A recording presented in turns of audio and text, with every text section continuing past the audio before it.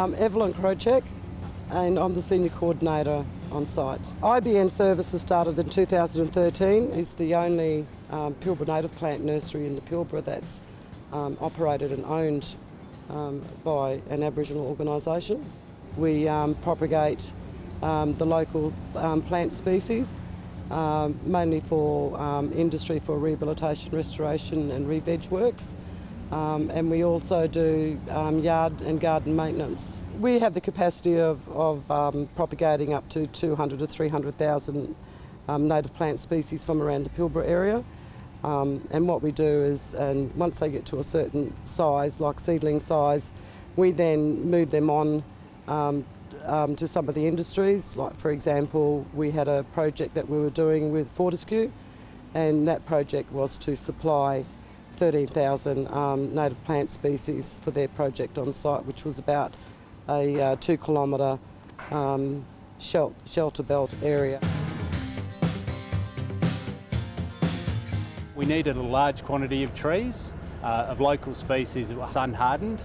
So IBN were the only ones that could actually provide that volume of trees for us. IBN was able to provide trees, local employment and engagement, and to actually help us plant the trees as well. It means a lot for industries like Fortescue Metals to support IBN services with projects, bringing projects to us. Our relationship with IBN is awesome. As early as last week, I needed some trees for a quick job, and quick call to IBN, and we were actually to get trees on the day, so that was absolutely fantastic. How do you get plants to survive in this such harsh climate, really? Look, it was an opportunity we had. We brought in soil from further inland to lay on top of the reclaimed land we've got here. Then we added some products into the soil to help the plants actually take up what nutrients are here. Over time, with a lot of leaf litter and actually applying mulch in the next few months, we're actually going to see the soil improve, and the plants through here are going to thrive over time. So these are our most recent plantings, a little earlier on this year. We kept a mix of mainly just acacias and eucalypts. So our eucalypts here and the smaller ones are the acacias. These are local species provided by IBN, and they give us the best opportunity for local seed and locally propagated plants that are sun hardened for these harsh Pilbara conditions. We got 2.2 kilometres here, about 6 metres wide.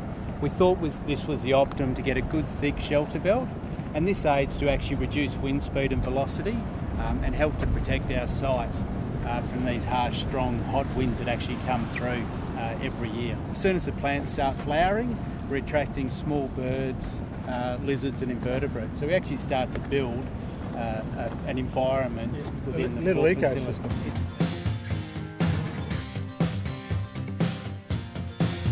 I applied for this job about 2 years ago, and it took me about 2 years to get here. The lecturer used to bring us out here when it was only just this 1 yard here. I enjoyed what I seen, and I really wanted to be working outdoors. We start off with tube stocks, and eventually we do transplanting into larger pots and watch them take off. Some don't take, but the ones that do make you feel really good about yourself to watch them grow up. Yeah, it's called Capparis umbonata, and it's wild orange. The see, I had it in the tube stock first, grew it from seed, propagated, and with the seer, it was looking a little frail at first, and we let it get the root system through in the tube stock, and I've just recently put them into these pots here, and now they are taking off. Smoking of the seeds is it's a chemical that comes off the smoke that lands onto the seeds, and once that first rain comes, the chemical off that smoke, the particles off it, just the smallest particle, it just takes off from the rain and it propagates the seed.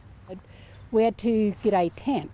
We had to get a tent and get the eucalyptus leaves and put in a tin, light them up and then blow it out and let the smoke take off all inside this large tent with the enclosed floor and all that sort of stuff. And then you had to run in, move the seeds around a little bit in a large container.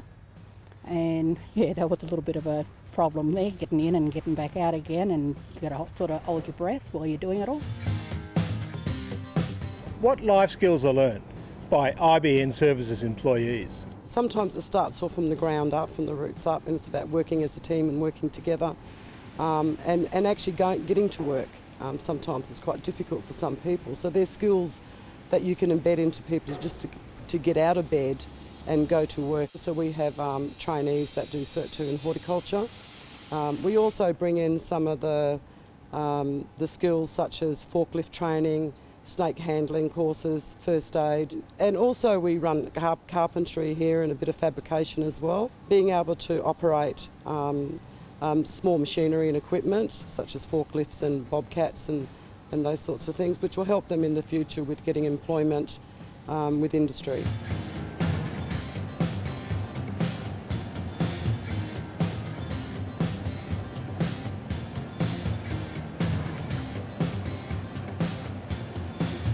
Is there scope to use more of IBN Services Indigenous workforce on site here? Absolutely. We've got a great relationship with IBN. As you can see behind us, there's a lot of trees in place and we're planting more into the future, and we're going to need to maintain and look after this shelter belt for years to come. IBN are in a prime position to actually supply these trees and that labour force to assist us in growing here at Headland.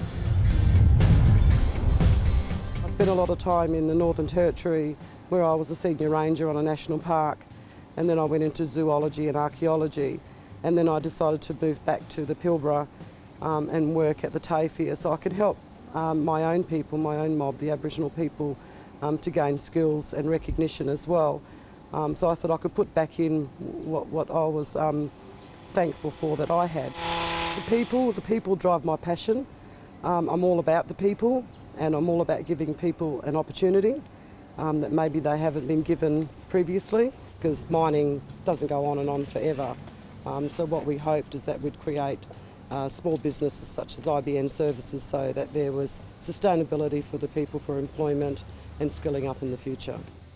I've been watching the space for about 20 years with rehabilitation and revegetation works in the Pilbara when it comes to the mining industry, and I'd like to have a play in that and be part of that in the future. I think as an Aboriginal person it's very important for us to make sure that we try to retain the country as natural as we possibly can and put it back.